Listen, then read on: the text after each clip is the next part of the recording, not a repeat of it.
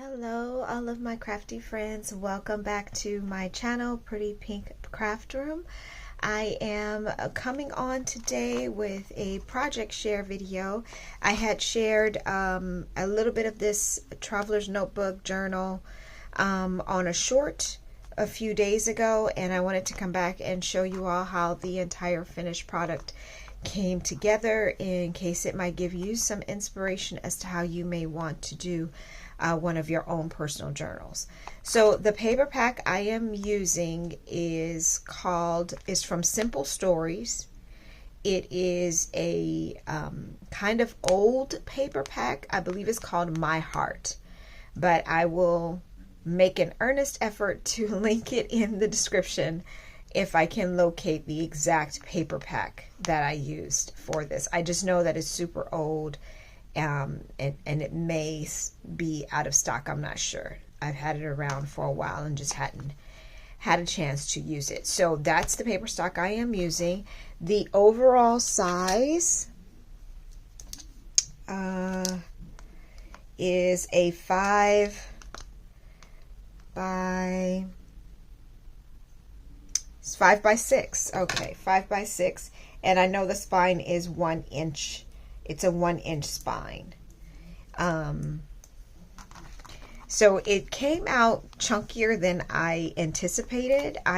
My goal was to make something much smaller, and I'm working on limiting myself, but sometimes I get so wrapped up that I want to add so much into it, and I end up adding much more than I intended originally. So that's how it ends up being super chunky. And I think I got some glue residue on this right here. I'm trying to get it off.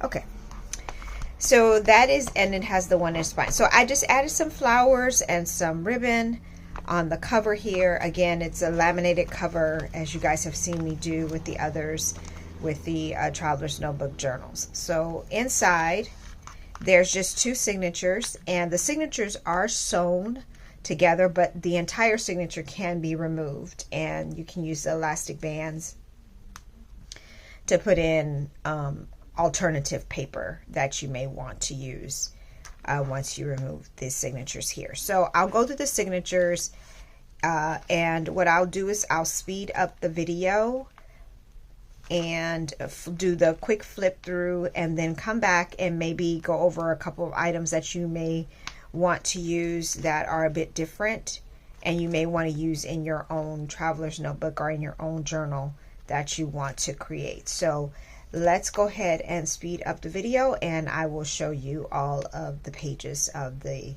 notebook that I created.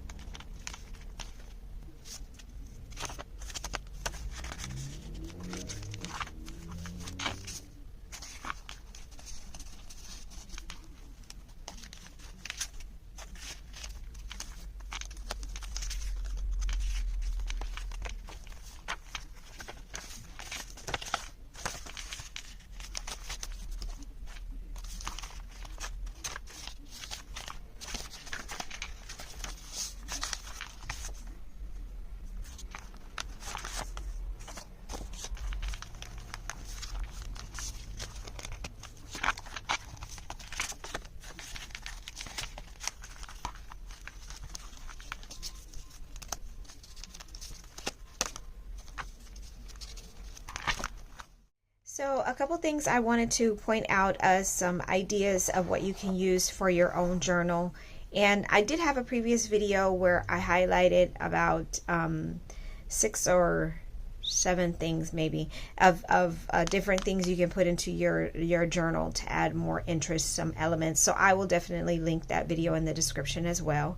But I wanted to show you some things that you could do too, which does definitely add more interest to your journal. Flip up pages are one of my favorites. So that was why I put it at the very front, especially because I love this design. So adding a flip up page with a pocket underneath is a great way to tuck in some more journaling spots, some hidden areas that you can use as well. The other thing I wanted to point out was flip out pages. That's another element that you can use. It's just more interactive, adds more interest, more fun to the album, something you can do too. This one I also added some acetate. Now the one thing I will tell you to be careful of with acetate, it tends to be thicker, so it will add some dimension or some weight to your project. So if you're concerned with it being too chunky, you may make the decision of staying away from the acetate, but it can be used in making like a see-through pocket here. So that's another area where you can stash some goodies there. Vellum was another feature that I highlighted in a previous video of something you can do. Just adds interest, breaks up the design of the paper, and just adds something a little extra to it as well. The other thing I wanted to point out was, let me see if I can get there. I love hidden journaling spots.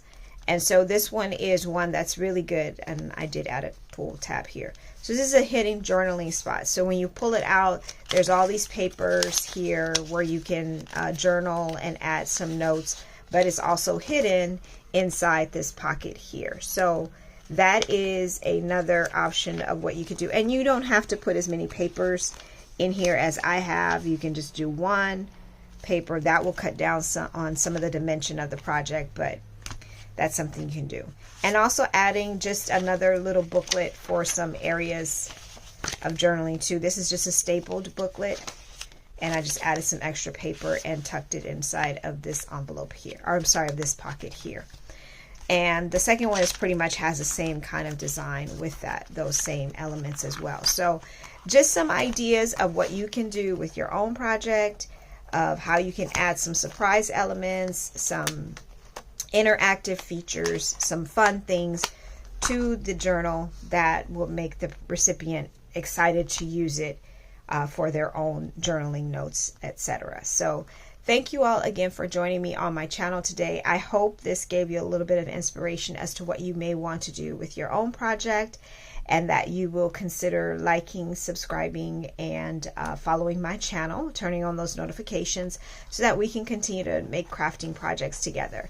Until next time, I look forward to crafting with you all very soon. Take care. Bye.